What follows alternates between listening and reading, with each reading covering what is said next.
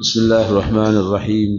الحمد لله رب العالمين والصلاة والسلام على سيد المرسلين وعلى آله وأصحابه أجمعين وبعد. آج آپ کے سامنے قرآن مجید سورہ احزاب 22ویں پارے میں آیت نمبر 37 جس میں اللہ عز و جل نے خاص حکم بیان کیا ہے، جس حکم کو سمجھنا ہر مسلمان کے لیے ضروری اور لازم ہے اور ہر مسلمان اس کی پیروی کرنا، اتباع کرنا۔ آیت ہے وَمَا كَانَ لِمُؤْمِنٍ وَلَا مُؤْمِنَةٍ إِذَا قَضَى اللَّهُ وَرَسُولُهُ أَمْرًا أَن يَكُونَ لَهُمُ الْخِيَرَةُ مِنْ أَمْرِهِمْ وَمَن يَعْصِ اللَّهَ وَرَسُولَهُ فَقَدْ ضَلَّ ضَلَالًا مُبِينًا۔ کسی مسلمان مرد اور کسی مسلمان عورت کے لیے اللہ اور اس کے رسول صلی اللہ علیہ وسلم کا فرمان آنے کے بعد اپنی کسی مرضی کا کوئی اختیار باقی نہیں رہتا، اور یاد رکھو اللہ تبارک و تعالی، اللہ عز و جل، اس کے رسول صلی اللہ علیہ وسلم جو بھی نافرمانی کرے گا اللہ کی اور اللہ کے رسول صلی اللہ علیہ وسلم کی، بہت بڑی گمراہی میں مبتلا ہو جائے گا۔ یہ آیت جیسا کہ آپ نے سنا، مومن مرد ہو یا مومن عورت ہو، اسی وقت مومن ہو سکتے ہیں جب اللہ اور اس کے رسول کا کوئی فیصلہ ہو، اس فیصلے کے آگے اپنی مرضی لگانا گمراہی کی نشانی ہے۔ یعنی ہماری زندگی کے معاملات میں اللہ اور اللہ کے رسول کا کوئی قانون ہے، کوئی حکم ہے، اس کی لاپرواہی کرنا اور قانون کو نہ ماننا، وہ اپنے آپ کو کھلم کھلا گمراہی میں مبتلا کر رہے ہیں۔ تو پیغمبر علیہ الصلاۃ والسلام کے حکم کو اگر کوئی آدمی اپنے اختیار سے نہیں مانتا ہے تو وہ انسان بہت بڑی گمراہی، یعنی بڑی گمراہی کیا ہو سکتی ہے؟ اسلام سے خارج ہو جائے۔ ہم جیسے شادی بیاہ کے معاملات میں نبی کے حکم کے بہت سارے خلاف ورزیاں ہم کرتے ہیں، اپنے گھروں کے معاملات میں، اپنی زندگی کی بے شمار معاملات میں ہم اللہ اور اللہ کے رسول کی مرضی کے خلاف اپنی منمانی کرتے ہیں، تو اس میں اسلام سے خارج ہونے کا خطرہ ہے اور گمراہی میں مبتلا ہونے کا سبب ہے۔ یہاں پر آپ کو پتہ ہے سورہ احزاب، سورہ خندق بھی کہتے ہیں، سن 5 ہجری میں نبی علیہ الصلوۃ والسلام کے ساتھ جو جنگ احزاب پیش آیا تھا، جس میں کفار و مشرکین 10,000 کی لشکر جرار لے کر چاروں طرف سے مدینہ منورہ کو گھیر لیا تھا، اس کو آپ نے سنا پوری طرح سے۔ اس کے بعد پھر نبی علیہ الصلوۃ والسلام کی عورتوں کے بارے میں اور نبی علیہ الصلوۃ والسلام کے گھر اور ان کے خاندان کے بارے میں بہت ساری باتیں آپ کے سامنے آئیں، اور اس کے بعد پھر عمومی طور پر اللہ عز و جل نے ایسے 10 صفات کو بیان فرمایا۔ ہم میں سے ہر آدمی کو چاہیے قرآن مجید کو اٹھائیں، سورہ احزاب کی آیت نمبر، کیا آیت نمبر ہے کل جو پڑھی تھی؟ آیت نمبر 36 میں، جس میں اللہ تعالیٰ نے بندہ مومن بننے کے لیے 10 صفات کو بیان کیا۔ اس آیت کو یاد کرنا، اور یہ آیت اس لیے کہ ایک ایک دن ایک ایک صفت، ایک آیت 10 دن ہم نے پڑھا ہے۔ اگر آپ اس کو یاد کریں گے تو انشاءاللہ یہ چیزیں آپ کے ذہن میں آئیں گی، اور جو ترجمہ ہے وہ بھی آپ کی سمجھ میں آتا ہے، کیونکہ آپ نے بار بار سنا ہے۔ تو انشاءاللہ آپ میں سے ہر ایک سے میں کہوں گا اس آیت کو یاد کریں۔ سورہ احزاب 22ویں پارے کے پہلے پیج پر یہ آیت موجود ہے۔ اس آیت کو سب بھائی پڑھیں، یاد کریں۔ قرآن مجید نماز سے پہلے 5 منٹ آپ سے اس آیت کو پڑھیں، اور یہ آیت جب یاد ہو جائے گی، نماز میں بھی آپ ایک رکعت میں پڑھ سکتے ہیں سورہ احزاب کی آیت نمبر 36۔ اور اللہ تعالیٰ نے ان 10 صفات کو بیان کرنے کے بعد فرمایا اعد اللہ لہم اجرا عظیما۔ ایسے 10 صفات پر اپنی زندگی کو گزارنے والے کے لیے اللہ تعالیٰ نے زبردست اجر عظیم ان کے لیے تیار کر رکھا ہے۔ اجر عظیم کیا ہے؟ جنت۔ سب سے بڑا اجر کیا ہے؟ جنت ہے۔ ہم ساری زندگی اللہ تعالیٰ کے دین پر چلتے ہیں، اللہ تعالیٰ سے ڈرتے ہیں، مقصد ہمارا جنت کا حصول ہے، اور عذاب جہنم سے بچنا مقصد ہے، اور اللہ تعالیٰ کی رضامندی خوشنودی ہم چاہتے ہیں، اور اللہ تعالیٰ کی ناراضگی سے ہم ڈرتے ہیں، اور عذاب جہنم، عذاب قبر سے بچنے کے لیے ہمیشہ دعا کرتے ہیں، اور جنت اللہ تعالیٰ سے مانگتے ہیں۔ اللہ کے نبی صلی اللہ علیہ وسلم کی حدیث ہے، جس نے 3 مرتبہ اللہ تعالیٰ سے جنت مانگی تو اللہ تعالیٰ اس کو جنت عطا فرماتا ہے۔ اسی طرح سے 3 مرتبہ اگر کوئی انسان جہنم سے پناہ مانگتا ہے تو اللہ تبارک و تعالیٰ اس کو جہنم سے آزاد کرتے ہیں۔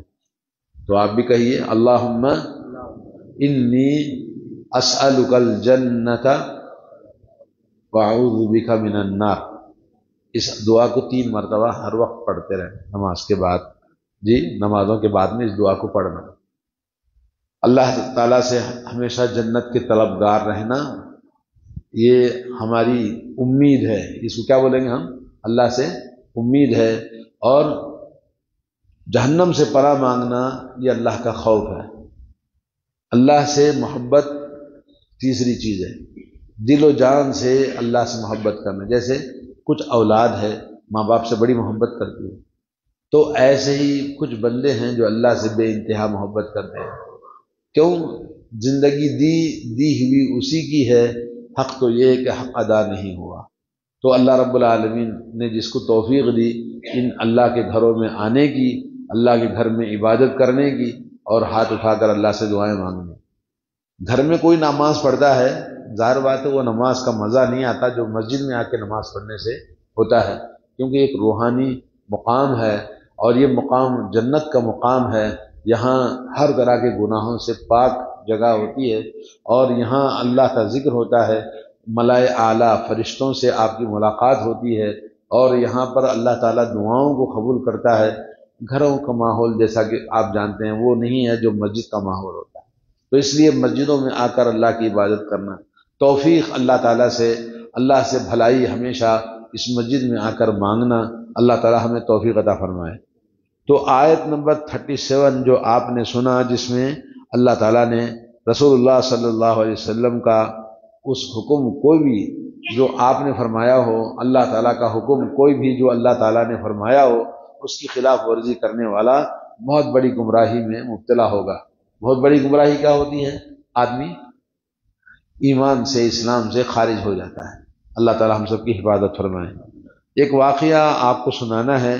رسول اللہ صلی اللہ علیہ وسلم حضرت زید بن حارثہ کا پیغام لے کر حضرت زینب بنت جحش رضی اللہ تعالی عنہا کی خدمت میں گئے۔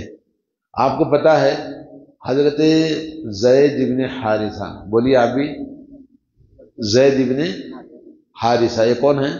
نبی علیہ الصلوۃ والسلام نے اس سے پہلے ان کا قصہ بتایا تھا۔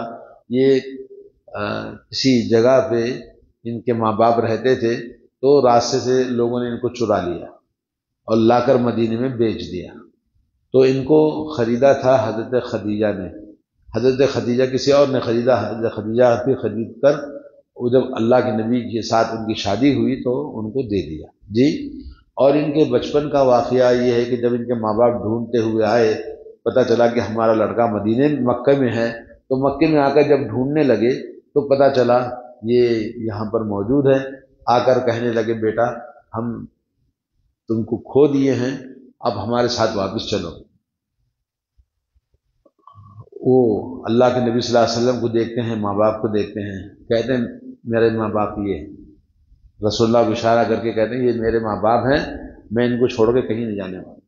کہتے ہیں ہم تمہارے ماں باپ ہیں، ہم نے پیدا کیا، ہم نے پالا پوسا بڑا کیا۔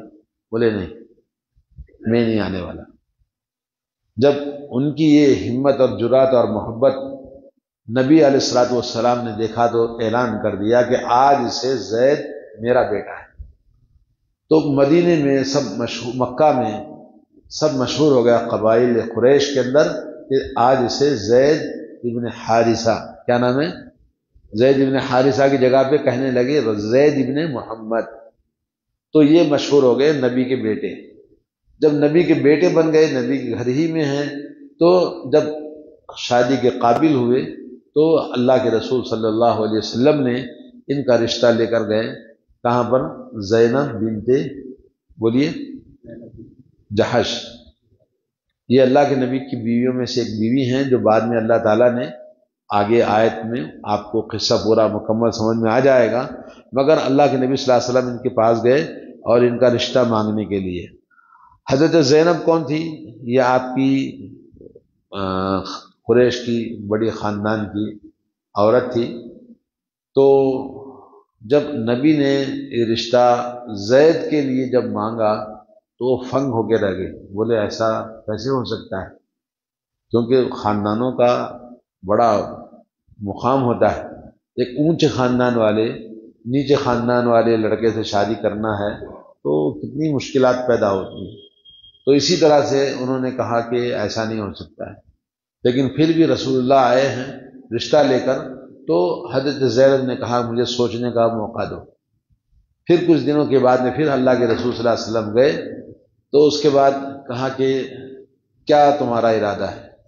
تو حضرت زینب نے کہا میں سوچتی ہوں کیا آپ راضی ہیں؟ اللہ کے رسول سے پوچھا، رشتہ دار تھے تو بولے کیا آپ راضی ہیں اس رشتے سے؟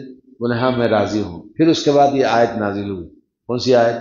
ابھی جو آپ نے سنا، وما کان للمؤمن ولا مؤمنۃ، مومن مرد کے لیے مومن عورت کے لیے جائز نہیں ہے، ممکن نہیں ہے جب اللہ اور اللہ کے رسول کوئی فیصلہ کریں تو اس کا انکار کریں۔ اگر انکار کریں گے تو کھلی گمراہی میں مبتلا ہو جائیں گے۔ آیت سننے کے بعد کہا کہ میں آپ کے حکم پر من و ان ماننے کے لیے تیار ہوں۔ جب اللہ تعالیٰ کا حکم ہے کہ میں کہیں اللہ کے رسول کی نافرمانی نہ کروں تو اس لیے کہا میں راضی ہوں۔ چنانچہ پھر اللہ کے رسول صلی اللہ علیہ وسلم کے ساتھ ان کے جو بیٹے تھے ان کی شادی آپ نے کرا دی۔ ایسے اور بھی واقعات ہیں۔ ایک واقعہ تو یہ ہوا، اس کے پس منظر میں آیت نازل ہوئی جس کو شان نزول بھی کہتے ہیں، اور ایک واقعہ ایک اور ہے مدینہ منورہ کا، جس میں حضرت جلیبیب ایک بہت عظیم صحابی ہیں۔ حضرت جلیبیب رضی اللہ تعالی عنہ غریب آدمی تھے، مسجد میں پڑے رہتے تھے ہر وقت، کوئی ان کو توجہ نہیں دیتا تھا، غریب آدمی تھے، مسجد میں پڑے رہتے تھے۔ اللہ کے نبی نے کہا جلیبیب، کیونکہ ظاہر بات میں جو آدمی ہمیشہ مسجد میں رہتا ہے اس سے لوگوں کو محبت ہوتی ہے، اللہ کے رسول بھی ان سے محبت کرتے تھے، کہنے لگے جلیبیب شادی کیوں نہیں کر لیتا ہے؟ یا رسول اللہ اس غریب کو کون شادی کر دے گا، لڑکی دے گا، میں تو بیکار آدمی ہوں۔ ارے جا تیری شادی کرا دیتا ہوں۔ بولے انصار کے فلاں گھر میں جا کر کہنا کہ تمہاری بیٹی سے اللہ کے رسول نے رشتہ مانگا ہے۔ جب گئے گھر پہ دستک دی، دروازہ کھلا، جلیبی، ارے جلیبی یہاں کیوں آ گیا تو؟ بولے اللہ کے رسول نے بھیجا ہے۔ بولے کیا بات ہے؟ بولے رسول اللہ صلی اللہ علیہ وسلم آپ کی بیٹی کا ہاتھ مانگ رہے ہیں۔ تو انہوں نے سمجھا کہ اللہ کے رسول کے لیے ہے، بہت خوش ہوئے، بولے بہت اچھی بات ہے۔ پھر انہوں نے بتایا کہ اللہ کے رسول کے لیے نہیں بلکہ میرے لیے، آپ کی بیٹی کا ہاتھ میرے ہاتھ میں دیں۔ بہت غصہ ہو گئے، بولے تو غریب فقیر آدمی اور تو ہماری بیٹی سے شادی کرے گا، چل یہاں سے۔ بولے رک میں پوچھتا ہوں، لڑکی کی ماں کو پوچھتا ہوں۔ جا کے لڑکی کی ماں نے کہا رہے وہ جلیبی فقیر آدمی، اس کو ہم بیٹی دیں گے؟ کیسا بھیج دیا رسول اللہ صلی اللہ علیہ وسلم نے ہمارے گھر کو؟ اس طرح سے بات ہوئی۔ بولے انکار کر دو، نہیں دیں گے بیٹی۔ اتنے میں یہ جو میاں بیوی کی گفتگو تھی بیٹی نے سن لیا، اندر سے آئی سامنے، ہاں کیا بات کر رہے ہیں آپ لوگ؟ بولے رسول اللہ صلی اللہ علیہ وسلم نے جلیبیب سے تمہارا رشتہ کرنا چاہتے ہیں۔ بولے رسول اللہ نے بھیجا ہے؟ بولے ہاں۔ کہا جب رسول اللہ صلی اللہ علیہ وسلم نے یہ رشتہ پسند کیا ہے، جس کو رسول اللہ نے پسند کیا ہے میں اس کو پسند کرتی ہوں۔ بیٹی نے کہا کہ رسول اللہ کا حکم ٹالنا نہیں ہے، کیوں؟ اللہ کا حکم ہے، کسی مومن مرد کسی مومن عورت کے لیے ناممکن ہے کیا کرنا؟ انکار کرنا۔ انکار کریں گے تو چلے جائیں گے کام سے، میں راضی ہوں۔ چنانچہ اللہ کے رسول صلی اللہ علیہ وسلم کے حکم کو بیٹی نے تسلیم کیا، تو پھر ماں باپ بھی راضی ہو گئے۔